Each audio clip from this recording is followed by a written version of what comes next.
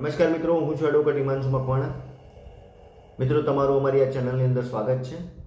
હવે મિત્રો, તમે આ ચેનલની અંદર નવા હો તો ચેનલ સબસ્ક્રાઈબ કરશો, જેથી કરીને કાયદાને લગતા આવનાર વિડીયો આપ સુધી પહોંચી શકે. હવે મિત્રો, જે કોઈ વ્યક્તિએ બીજી કોઈ વ્યક્તિની આબરૂને હાનિ પહોંચાડવાના ઈરાદાથી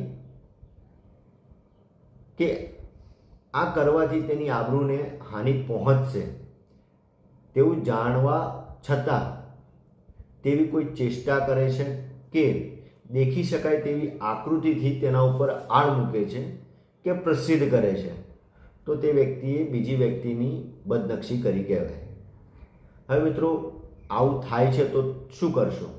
તો મિત્રો, આવી તમારી કોઈ બદનક્ષી કરે છે કે આવું કૃત્ય કોઈ તમારી સાથે કરે છે તો તમે તેને આઈપીસીની કલમ 499 પ્રમાણે તેની પર ફરિયાદ કરી શકો છો.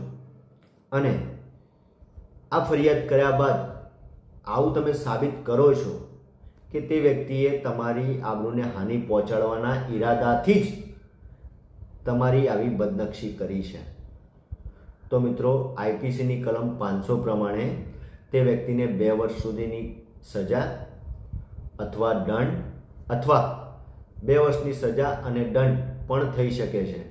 મિત્રો, વિડીયો ગમે હો તો લાઈક કરજો, શેર કરજો, કોમેન્ટ કરજો.